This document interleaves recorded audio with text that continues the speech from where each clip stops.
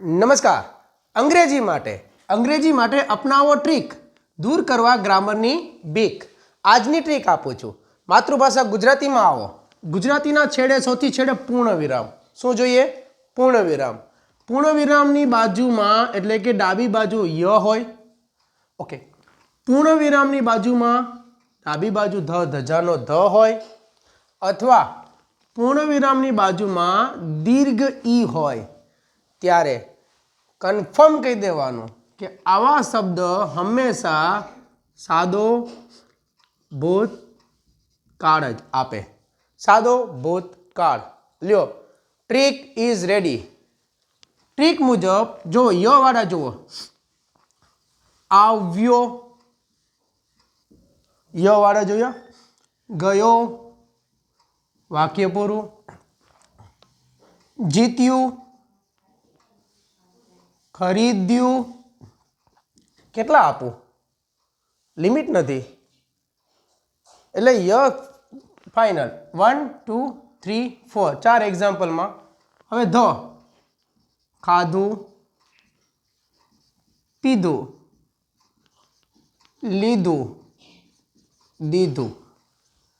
હવે દીર્ઘ ઈ જુઓ, વાંચી, બનાવી, મોકલી, વિચારી અને વગેરે વગેરે. કરી શકો આવું. જો જજમેન્ટ ક્લિયર તો ઇંગ્લિશનો દૂર થશે ફિયર. હવે સાદા ભૂતકાળમાં અંગ્રેજીમાં ક્રિયાપદનું ભૂતકાળનું રૂપ આવે જેને V2 કહેવાય. V2 એટલે જે ક્રિયાપદમાં મોટા ભાગે ડી અથવા ઈડી લાગ્યું હોય અને થોડા ક્રિયાપદો કેવા કહેવાય? અનિયમિત. એક એક્ઝામ્પલ આપું. જુઓ, માની લો કે પ્લે છે તો પ્લેનું ભૂતકાળ બને પ્લેડ. પણ ગો હોય તો ગોનું બની જાય વેન્ટ. સ્ટાર્ટ છે તો બની જશે સ્ટારટેડ. આને કહેવાય નિયમિત અને ધીસ ઇઝ અનિયમિત. ક્રિયાઓ પાકી કરવી જરૂરી છે કારણ કે હું ગ્રામરની ભાષામાં આ બધી જ ક્રિયાઓને આ કહું છું, ખનખનિયા. If you have a lot ખનખનિયા in your mind, you will not અટક્યા. હવે આ બધું આવે બીજા સ્થાન ઉપર. V2 ને અંગ્રેજીમાં મૂકી દો બીજા સ્થાને. હવે બીજા સ્થાને જે ક્રિયા આવડે છે એ મુજબ ગુજરાતીમાં ય આવે, ધ આવે કે દીર્ઘ ઈ આવે.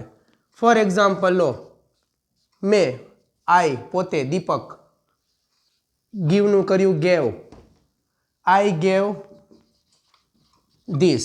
ધીસ એટલે આ બધું. I gave this. તો આઈ એટલે મેં, ધીસ એટલે આ, ગેવ એટલે આપ્યું. પછી હી એટ, હી એટ ધોકા. ધોકાને ઢોકળા લઈ લઈએ. ઢોકળા. તેણે ટુકડા. એટ એટલે ખાધા. હવે એક લાસ્ટ એક્ઝામ્પલ લખી નાખું એટલે વાક્ય પૂરું થાય. સી રીડનું થાય રેડ. C red. આને જો રેડ બોલો ને, રેડ, તો શું થાય? તેણીએ વાર્તા વાંચી. C red story. તેણીએ વાર્તા વાંચી. હવે કરો આટલું, ઠીક નહીં લાગે બીક. બાકી પ્રેક્ટિસ વિના ધેર ઇઝ નો ઉદ્ધાર. મળીએ જલ્દી.